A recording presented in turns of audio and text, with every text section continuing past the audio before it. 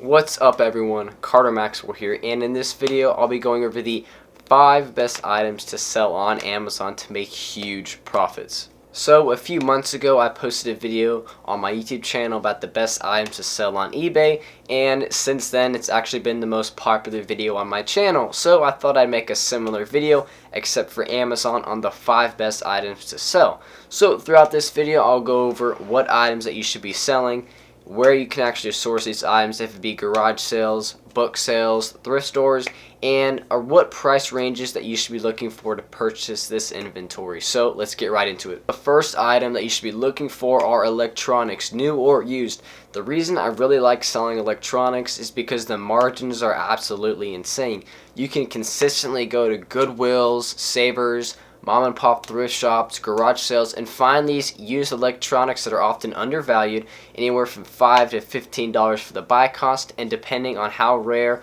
or what the demand is for that electronic, you can get anywhere from $100 to $300 for that electronic. So some of the electronics that you should be looking for when purchasing are electronics like DVD changers, DVD players, CD changers, VCRs, Wii's, Xboxes, PlayStations. Those are the things that you should be looking for. And I mean, you can find them all day long at thrift stores because people are donating them, or even at garage sales. Maybe just parents are trying to get rid of their son's old video game or video game collection. That gives you the opportunity, the reseller, to go in, offer them a price, and see if you can get it for a good bargain, and then flip it for over $100, $200.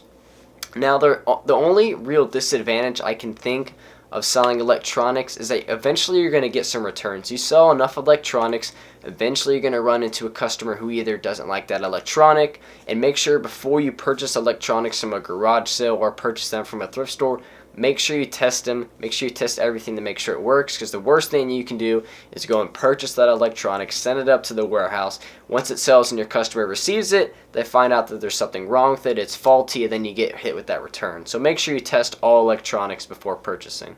Now, the second item that you should be trying to source are books. Now, books are a great item to source. I know tons and tons of people, including myself, that the majority of their inventory are books because they're just so easy to purchase. They're really, really undervalued, and you can find them anywhere. Book sales, garage sales, thrift stores, around your house, around your friend's house. Everyone has used books that they no longer use, they no longer want, and you can easily get them anywhere from 25 cents to $2 depending on where you're purchasing them. Now, when it comes to selling books, you need to be efficient when it comes to actually sourcing them. For instance, if you're going to a book sale and there's other resellers there and there's 1,000 or 2,000 or 5,000 books at this book sale, you need to make sure that you go into the most profitable categories first. And no, that's not the fiction books. The Harry Potter books, the Diary of a Wimpy Kid books are not worth money. There's way too many copies of it, and it's going to be super saturated, and the prices are not, you're not going to be able to make any money selling books like that. That's why I highly recommend you go for the non-fiction books first. The self-help, the education, the technology, the business, the foreign books, the Spanish books, those books are going to be worth a lot more money. You're going to be able to fetch a higher price on Amazon for them. Now, there are a lot of advantages when it comes to selling books on Amazon. The first advantage being they're extremely cheap to purchase. Now, depending on where you're purchasing them, you can get them anywhere from 25 cents to $2. I mean, if you go to a book sale and they have a fill a bag sale, maybe where you can fill a bag up for $5, or maybe if you purchase a large quantity, you can also possibly get a discount per book depending on how many you're ordering. Also, they're extremely, extremely cheap to store at the Amazon warehouse. I know everyone wants to buy a book and wants to sell within a month, 2 months. Well, actually, honestly, it doesn't matter how long it takes you to sell that book as long as it sells.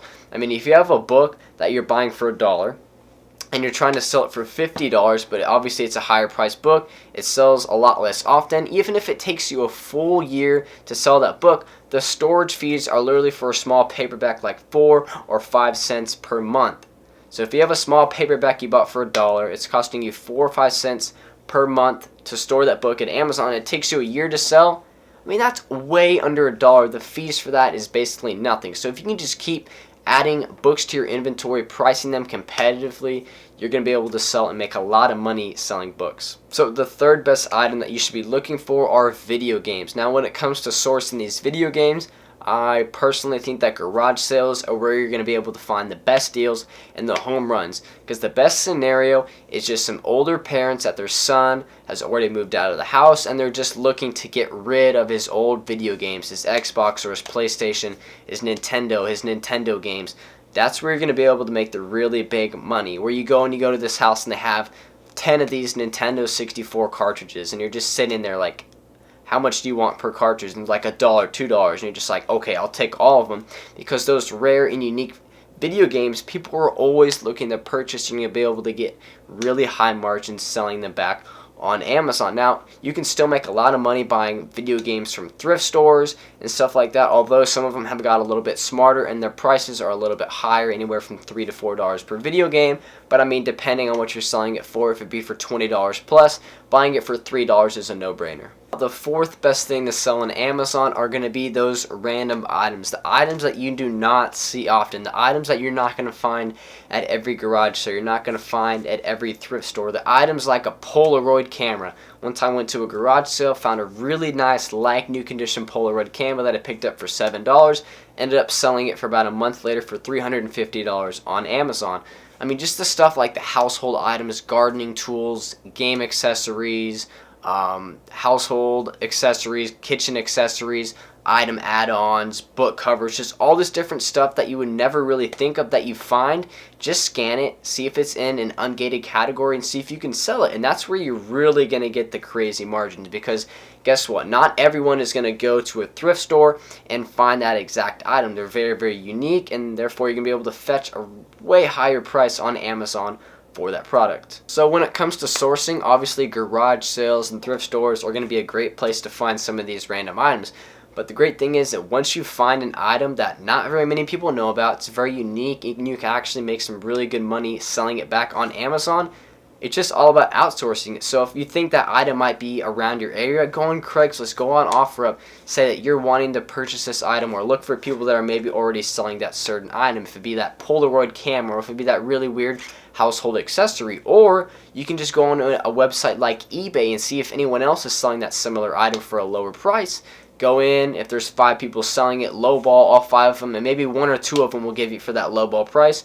Order it to your house, you create your shipment, and you send it back to Amazon, eliminating going out and having to drive to a garage sale and thrift store. You can just sit down every time someone puts it in that price range on eBay, you purchase it, and you know it's going to be an easy sale and easy profit on Amazon. The fifth best item that you can sell on Amazon are going to be your daily sellers.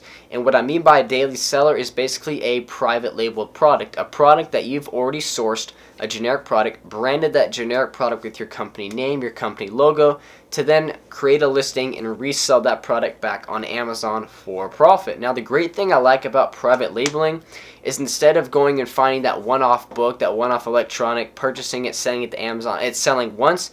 If you find a product that can sell you 5 units a day, 10 units, 20, 50 units a day, you're set, because you just make sure that your product is in stock. And even if your product's only making you $5, $10 profit per unit, if you're selling 10 units a day at $10 profit, that's going to be $100 a day, $3,000 a month, $36,000 a year. So if you can really take advantage of those products that are consistently going to sell every single day of every single month, it's really going to add up and make you a lot of money. Now, private label is what I do full-time on Amazon at the moment, as well as teaching and mentoring other people as well in my course on how to build a successful private label business. It's a great business model. You can do it full-time, you can do it part-time, you can do it while you're still in school, which is what I'm doing. I mean, I'm still in high school and I can still manage a $20,000, $25,000 plus sales months, as well as teaching others how to as well. So if you'd like to learn more about that, it's going to be the first link in the description of this video. Now, private labeling is what I do full-time at the moment on Amazon, as well as teaching and mentoring students that are enrolled in my private label course. And private label is just a great business model because you can do it full-time, you can do it part-time. I mean, I'm in high school and I'm still able to run my private label business. People are still able to run their private label businesses while maybe if they're in a full-time job or they're still in school, because you can be selling items. If you sell 50 items a day, Amazon is going to fulfill all 50 of those items for you. You just need to make sure you have an optimized listing, a competitive product that you're able to compete with in your market and make sales for that product. So that's just a quick little run through of the 5 best items to sell on Amazon to make huge profits. If you guys are interested in learning a little bit more about my private label course and receiving my one-on-one mentorship and guidance, make sure you click the first link in the description of this video. Anyways, that is it for this video on the 5 best items to sell on Amazon to make huge profits. Feel free to comment below with any questions and or video ideas you would like to see in the future. Also, don't forget to like and subscribe, as I'm always giving away different tips and tricks on how to make money online. And on that note, I'll see you guys next video.